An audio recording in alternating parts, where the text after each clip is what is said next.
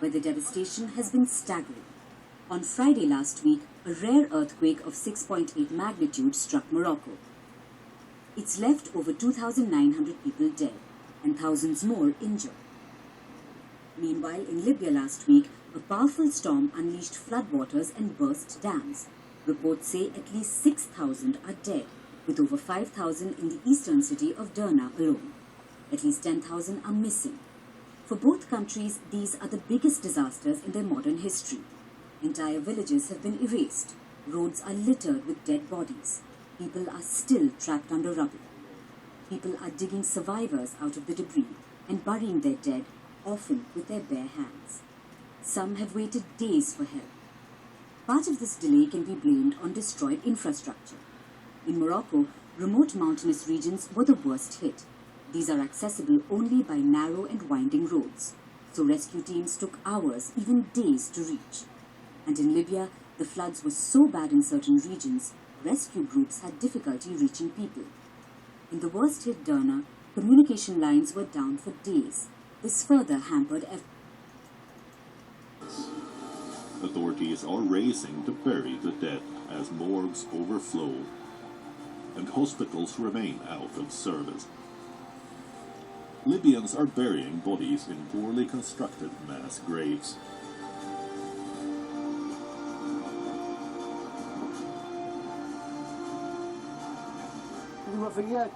These are the victims of the storm.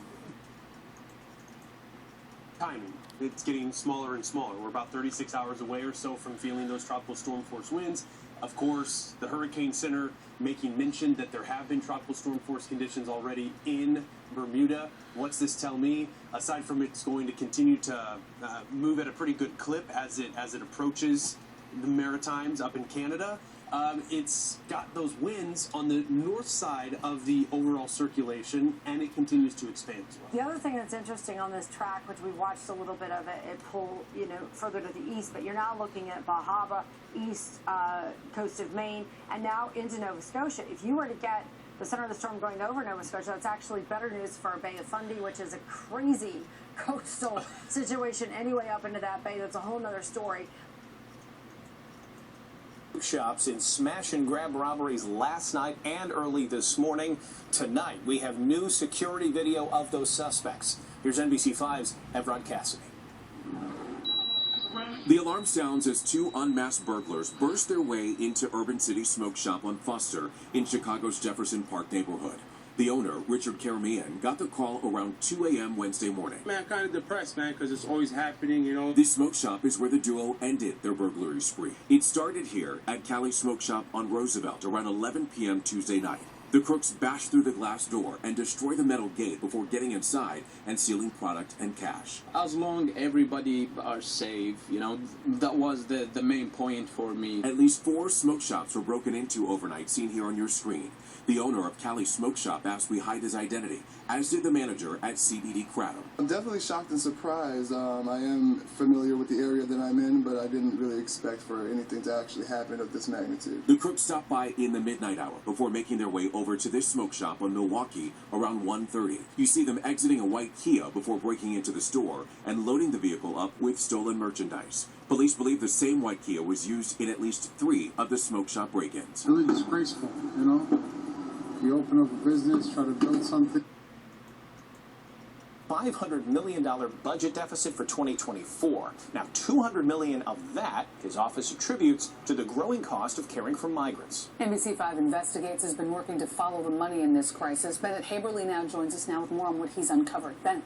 Marion and Alex, the more migrants who arrive in Chicago, the higher costs to the city. But exactly how that money has been spent has been a harder question to answer. They now call Chicago home. More than 13,000 migrants who've arrived in the past year and been placed in hotels, police stations, and shelters across the city. This man told our sister station Telemundo Chicago he's been given a good bed and a good life while staying at the Inn of Chicago, a shelter that houses 1,500 people. For months, NBC5 Investigates has been asking city agencies for copies of financial records to better understand where the money has flowed to care for migrants. While the city continues to withhold many of the records we've requested, we did obtain contracts and a spreadsheet showing since October the city has spent at least $83 million on this crisis. The bulk of that money, more than $56 million, went to Favorite Staffing, a Kansas-based company whose employees work at the shelters. In response to our requests, the city has so far provided just 2 invoices.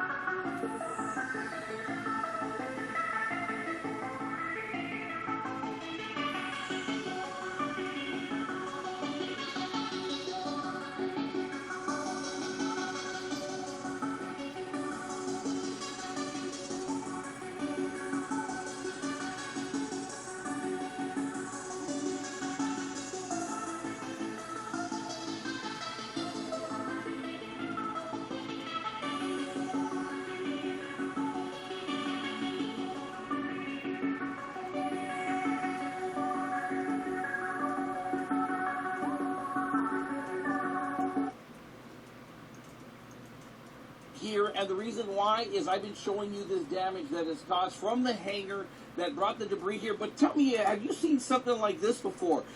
Palm trees going down. Look at this. We've seen heavy trees going down that have the heavy branches, but the palm trees that have actually snapped.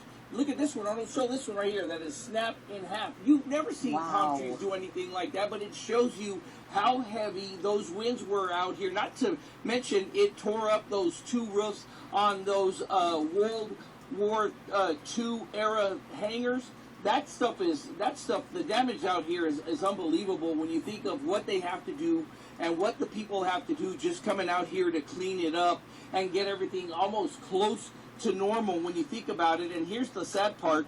They had survived those heavy winds and the roof being gone, but then when those 2 storms hit this morning, it then completely damaged the business. So now they have to look for a different business to go to. So at least 6 planes we counted that were upside down. We showed you earlier that 40-year-old plane.